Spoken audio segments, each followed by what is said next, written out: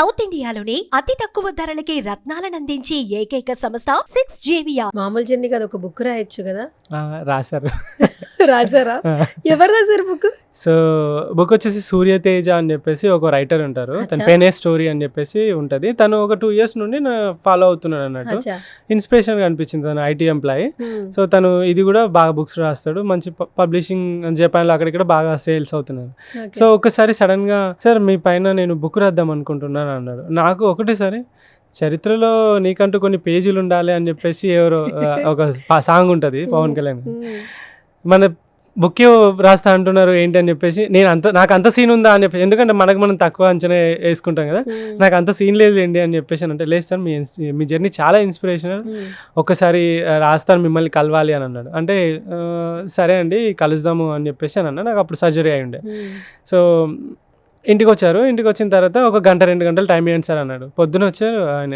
పొద్దున 10 గంటలకు 9 గంటలకు వచ్చి రాత్రి 7-8 గంటలకు వెళ్ళిపోయింది ఇంటికి. అంటే ఒక రోజు ఓకే. మన గురించి రాస్తూ తెలుసుకొని అట్లా 6 months పట్టింది బుక్ రాయడానికి. Okay.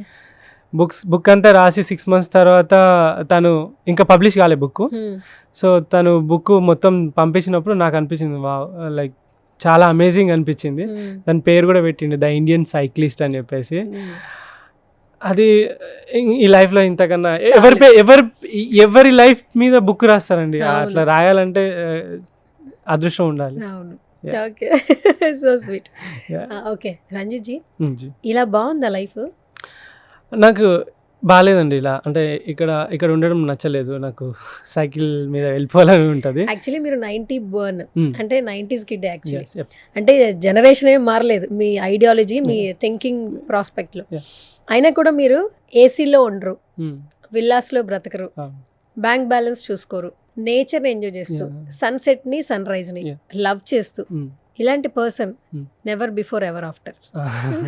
Can you say something? నా మైండ్ ఎలా తయారైందంటే ఒక రోజు ఒక ప్లేస్లో ఒక రోజు కన్నా ఎక్కువ ఉండలేకపోతుంది. లైక్ అంటే అలవాటు పడింది అలాగా? అడిక్ట్ అయిపోయింది దానికి. ఎక్కడో అడవిలో ఎక్కడో ఎడారిలో ఇట్లా తీయంగానే టెంట్ జిప్ ఓపెన్ చేయగానే Sunset. సన్ రైజ్ ఏదైతే ఉందో ఆ రేస్ అన్ని మొహం మీద పడతా ఉంటే అప్పుడు లేచి మెల్లగా ఫేస్ వాష్ చేసుకొని స్టవ్ అంటు పెట్టుకొని మెల్లగా గిన్నె పెట్టుకొని దానిలో క్యాలీఫ్లవరా లేకుంటే క్యాబేజీయా లేకుంటే క్యాప్సికమో కట్ చేసుకొని అందులో వేసుకొని ఉడకబెట్టుకొని కొంచెం ఉప్పు వేసుకొని జస్ట్ అట్లా తినుకుంటా తర్వాత ఇది అవుతూ ఉంటే తింటూ మళ్ళీ కాఫీ పెట్టుకొని ఒక మగ్లో కాఫీ పెట్టుకొని ఇట్లా తినుకుంటా అది చూసుకుంటా తాగుకుంటా తింటూ ఉంటే అంటే లైక్ అది ఎవరికి రాదు. చెప్తున్నా కదా ఎంత స్ట్రెస్ఫుల్ లైఫ్ చూడండి. రోడ్ ఎక్కగానే పరుగు ఇట్లకెళ్ళి ఉరుకుతారు ఆగమాగం అవుతూ ఉంటారు. ఆఫీస్కి వెళ్ళగానే చిన్నప్పుడు ఉండేది ఈ టెన్షన్ అంతా నాకు. లైక్ స్కూల్కి పోతే నాకు మా మ్యాథ్స్ టీచర్ వచ్చేది, అమ్మ లైక్ అయిపోయింది అలా హోంవర్క్ చేయలేదు అని చెప్పేసి ఎట్లనైతే టెన్షన్ పడేదో స్కూల్లో ఏ పీరియడ్లో ఏ సార్ వచ్చి ఏ క్వశ్చన్ పెడతాడు ఏ టెస్ట్ పెడతాడు అని చెప్పేసి ఎంత టెన్షన్లో ఉన్నావు అదంతా మర్చిపోయి ప్రశాంతంగా పొద్దున్న లేస్తే చాలు. అండ్ నాకు రైడ్ ఎట్లా ఉంటుందంటే నేను ఎక్కడ ఆగుతానో ఎక్కడికి పోతానో ఏడ తింటానో ఎవరిని కలుస్తానో సాయంత్రం వరకు రీచ్ అవ్వనో కూడా తెలియదు. ఎందుకంటే ఆల్వేస్ రైడ్ అనేది నా లైఫ్ అంతా రోడ్ల పైనే ఉంటుంది. సో అది కూడా నేను తొక్కిన దారి కాదు, నేను వెళ్ళిన ప్లేస్ కాదు, నేను చూసిన ప్లేస్ కాదు, మాట్లాడిన మనుషులు కాదు, నాకు లాంగ్వేజ్ రాదు, ఆ కరెన్సీ తెలియదు, ఆ కల్చర్ తెలియదు, ఎలాంటి వాళ్ళు ఉంటారో తెలియదు, రోడ్డు ముందు ఎలా ఉంటుందో తెలియదు, అసలు ఏమవుతుందో తెలియదు అలాంటి రోడ్లలో. అండ్ ఇంకొకటి పొద్దున్న లేవగానే సాయంత్రం వరకు ఎక్కడికి పోవాలో అని అనుకుంటా తప్ప మధ్యలో ఏముందో కూడా అస్సలు చూసుకోను. ఎందుకనంటే థ్రిల్లింగ్గా ఉంటుంది. రేపు ఏం జరుగుతుందో తెలుసుకోకుండా ఉండి మనం వెళ్తూ ఉంటే ఎంత థ్రిల్లింగ్గా ఉంటుంది. ప్రతి ఒక్కటి చాలా ఎగ్జైటింగ్ ఉంటుంది.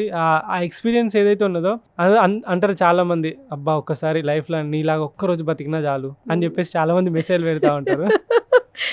కాదు,